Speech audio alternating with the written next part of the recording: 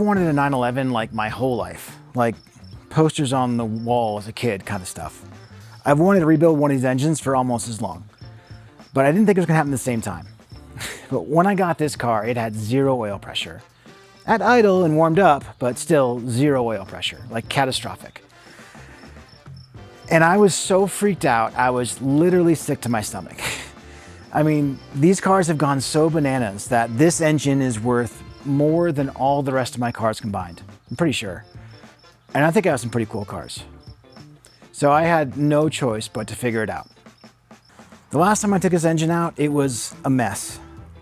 But I'm gonna do it again today with you, and I think I can do it in about an hour. We'll see. I've learned the hard way that step number 1 is to pull everything off top of the engine.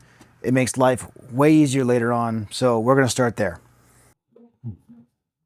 Prototype charge pipe.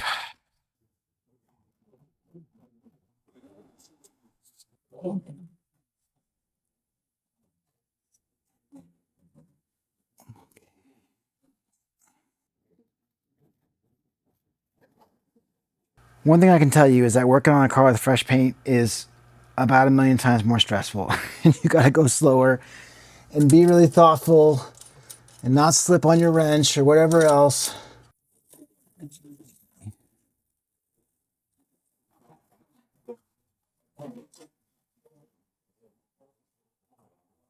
I think it's worth showing you this real quick. Pulling this fan off makes the job way easier because the engine loses a bunch of its height and it can slide underneath the car. Of course, if you have a lift, then that's a different discussion, but it's not how I roll. 6 or 8. That's a 6. Fan is out. Alrighty. Getting this strap out is not that fun, but I know it's possible because I've done it more than once. There you go. Strap off. Now I got everything off top of the engine. Makes the rest of the job way easier. All right. That's progress. Going back in time to when I first got this car. Prior to that, actually, the last time I'd been in an air-cooled 911 is when my dad would pick me up on Saturdays in his 930. I was 8 years old. I'd get to sit in the front seat, and there was a straightaway near our house where he'd pin it. And to me, it felt like the front of the car was going to come off the ground. Like it was just the most incredible thing I'll never forget. And I'll never forget the sound. So when I got this car, I immediately went for a drive. Just amazing, you know, to revisit that moment. 0. That's where it's registering 0. It took a little while then for me to look down at the gauge when everything was warmed up and I was at idle and realized that something wasn't right. I tried everything. I installed new bypass valves, new oil pressure sender, you know, anything to tell me that it wasn't actually the issue. Until right here, when I actually hooked up an external gauge and actually opened up the valve to see how much pressure was really there. And that's when there was no more denying it. There's no oil pressure. It may be hard to tell, but in this moment, I was scared out of my mind. And 2 days later, the engine was out of the car. I want to be clear that I'm cheating a lot. This engine was not fully installed. There's no drive shafts. Wiring's not done. So this is not a 1-hour job if it were fully installed.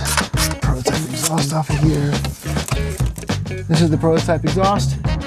That is another video. We'll check it out. It should be cool.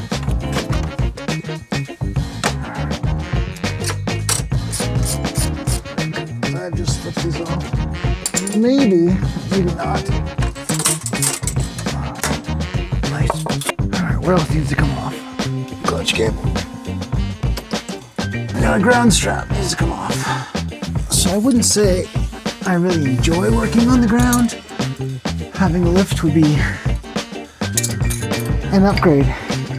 I wouldn't complain about having a lift. But it's not so bad. I don't mind too much. Fixed. So I can go to the gym. Nothing else to test. this engine. Oh, except for that. That would have been bad. ECU grounds. This whole engine transmission, which I think is about 500 pounds, a quarter of the weight of the car, is held on by 4 bolts. One here, one there, and one there. Every time I try to shortcut something, it takes twice as long. I try to learn my lesson at some point in my life to not shortcut. I'm not going to shortcut. Taking the sway bar off. These all got replated. Isn't that wonderful? All the metal got replated.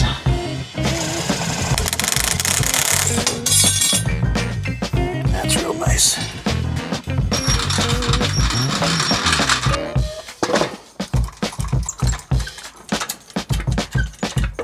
Let's get you guys up there. There. All right, this is one of the 4 bolts holding this engine in.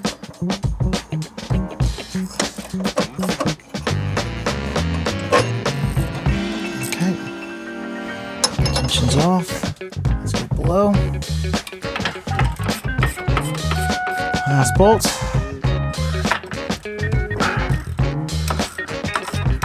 Okay. All right. Now comes the dance. You need to pull it back and down in a very orchestrated fashion.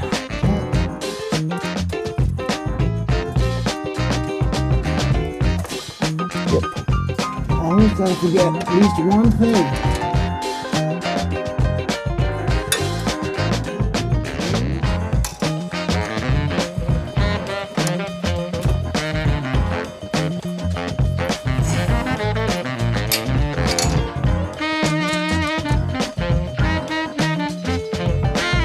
There's your engine.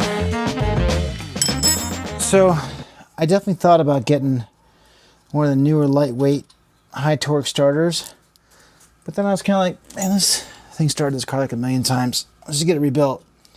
And I went down to this rebuild shop in Denver. This guy does alternators and starters, and I've had since do like 3 for him. And his shop is like a time capsule. It's absolutely beautiful shop where he's got all these parts from a whole lifetime of repairing, neatly organized in the walls, and catalogs and books, probably for companies that don't even exist anymore. And I asked him, I said, who's going to do this once you're gone? Because he's got to be 75. And he said, nobody. And I said, how many more shops around here like yours? He said, none. Such a cool experience. I even brought my kiddo back to see it because I just wanted him to remember it. Because I think that stuff's going away. And that's super sad. Ready? Yeah. Pull back. Beauty. Down she goes. So this transmission is called the 915. It's the last transmission that Porsche made, which I think makes it kind of cool. But in every other way, it's kind of weaker. It doesn't shift as well. But it's rebuilt and built to handle more power. So that's probably another video. All right, so 1 hour later and it's out. Just kidding. You probably noticed it got dark outside. Yeah, so that was definitely longer than an hour, but it was probably 10 times faster than the last time I had this engine out. That first time I pulled the engine, you know, it was filthy, everything was an unknown. I was figuring out as I was going and, you know, really didn't want to mess up. But as I got the engine around to this spot right here and started to get ready to dig into it, you know, there's also this really heavy feeling of not knowing what I was going to find when I opened it up. No oil pressure is like a cardiac arrest. There's no more serious condition for an engine. So how long had been running that way and what damage had been caused, and I had no idea what I was going to find. So in the next video, we're going to go through the teardown of this engine, everything I found, and then the rebuild that made it stronger than ever, and also able to rev to the moon. So if you're still here, thanks for watching.